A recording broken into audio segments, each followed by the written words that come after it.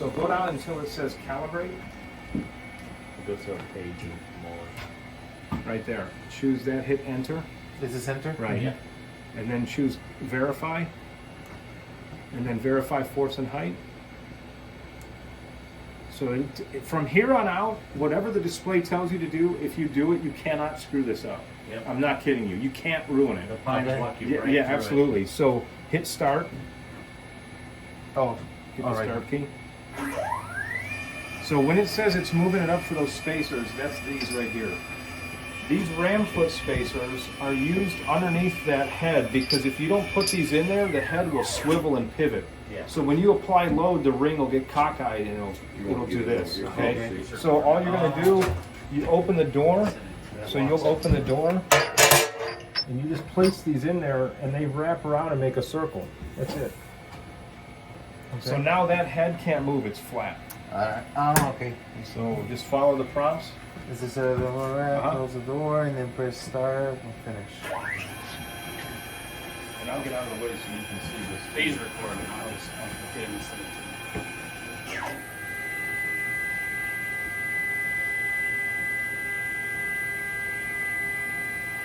Yeah, the good thing with the pines is they just walk you right through. Close the door step and by ring step. and compaction chamber. Right. Close the door and ring. So at this point, go ahead and center this on the ram foot, Edgar.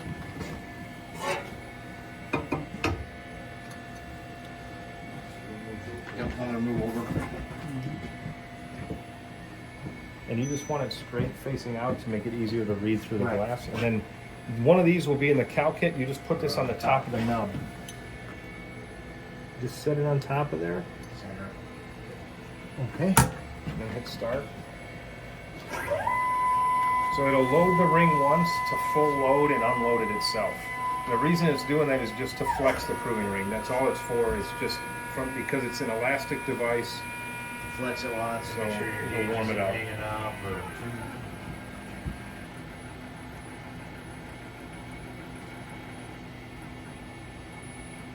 And then it'll prompt you to zero the dial.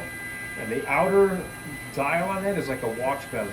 So it rotates and you can clock it back to zero.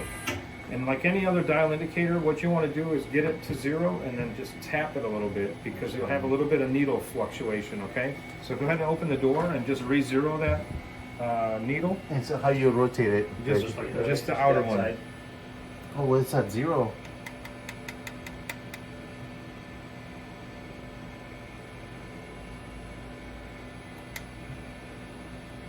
I read zero. Okay.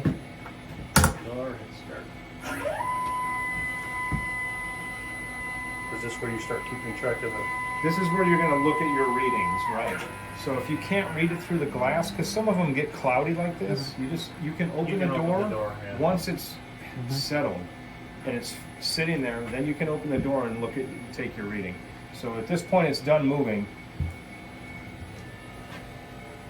If you need to get in close and take a look at what the reading is, and then you look at it and I'll look at it and we'll see if we agree.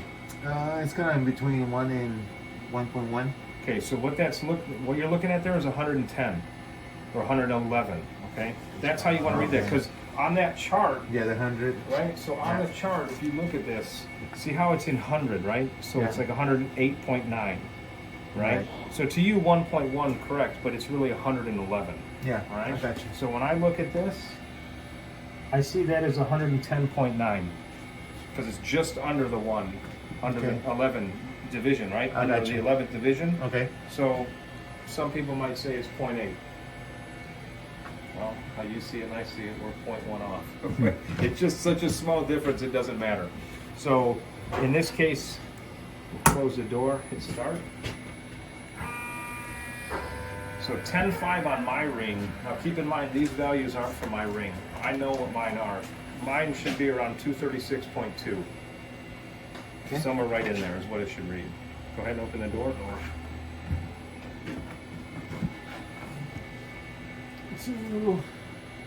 Yeah, 236, 235 Right. point something. Yeah, 5.8, 5.5, you don't Yeah. know. It's in between there. It's Yeah. arbitrary. Yeah. You have no clue. You really don't. The only way you'd really know is if you had a digital dial, a digital indicator that broke it all the way out for you. The problem is those digital ones go nuts. They run around too much. They're not stable enough.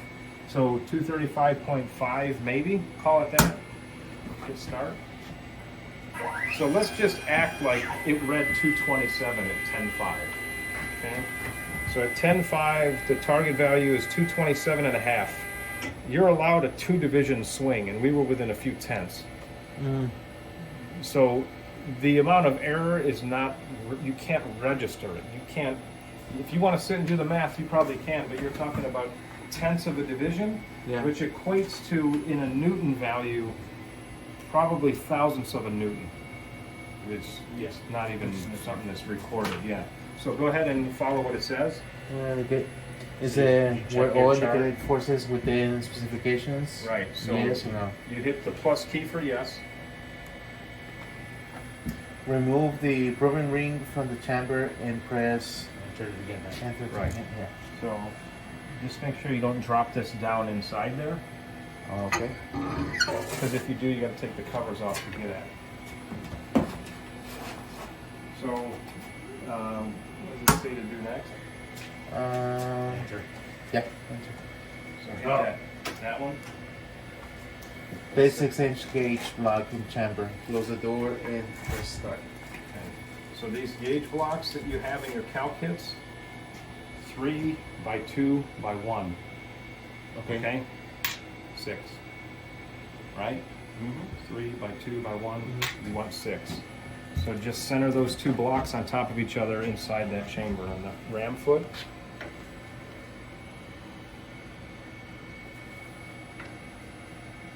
And when you start doing this on a regular basis, you'll do it in about 5 minutes and be done. Yeah, It's your coffee will take longer to make, honestly, than to get this finished. Just center them and shut the door. Press start. Yep.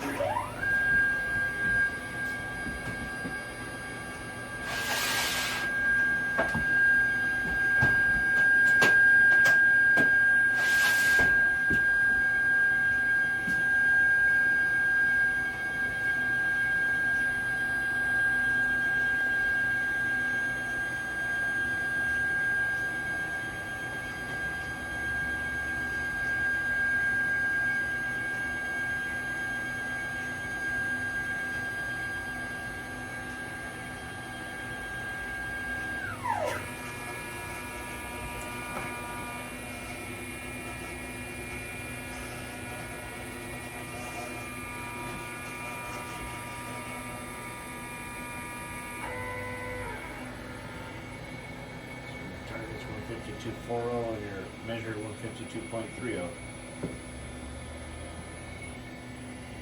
What is it in the inches side? 5.996. Okay.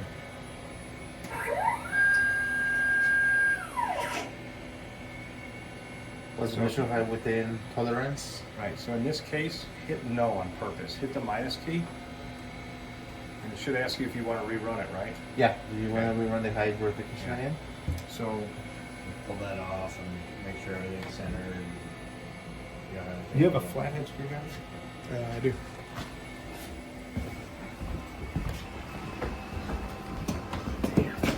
Thanks, man. Yep, no problem. Yeah, the machine's mine's literally walking through step by step. Sorry. So go ahead and hit yes. Press start to. Yeah. Sometimes what happens is, where I was looking is that right below those height spacers is another part of that ram foot, and on older models it'll rotate backwards. And when it does, it starts to rotate like this and it creates a gap, so your height starts to get thrown off. So I just took this and banged on it to make sure it was down tight. Yeah. Well, the difference was really small. Too, right? It is, correct. So just follow whatever it tells you to do. Yeah, press 6 inch. Start. That's not start.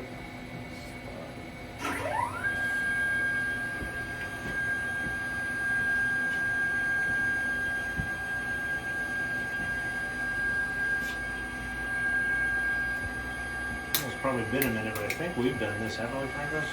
Yeah. Been a long time for me. Really? Well, I forgot more than I remember. I really like these units. These ones are great. It's hard to damage them. Like, there's almost nothing you can do. Just screw them up. Similar to this, not this machine.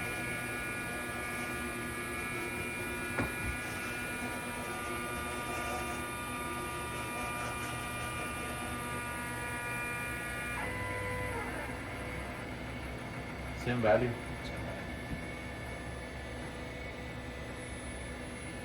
5.996. What's the tolerance on it? It's point, I think it's right at tolerance actually. By Pine standards, it's 0.00. It might be a little more than this actually, because normally it'll give you a height error. It'll give you a Yeah. verify error if it's off. Yeah. So.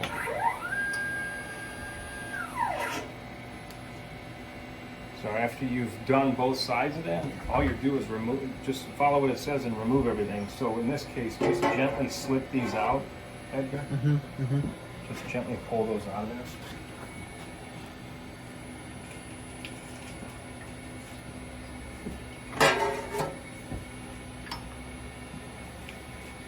And then right where those go, right where those spacers go in there, when you're running mix, once a day you should put a film of anti-seize in there. So there should be a film of anti-seize that's put right in between here. Just smear it all in there, because that'll handle the heat between the two metal surfaces, because when that ram comes up and applies load to the sample, it closes that gap. And that anti-seize will keep the metal from binding, because you'll have shearing like this, right? And when it's at 300 degrees or 280, you'll start to hear kind of a high-pitched whine that'll come out of the machine. If you put a film of anti-seize in there once a day, it'll take that away and keep the metal from binding. I don't know if you guys, do you guys have it here? No, we don't. So it's stuff you can buy at the auto parts store. It's basic stuff. If you, In that documentation that you had, does it show the tolerance? for the height, Yeah. no. It's probably I can look it up.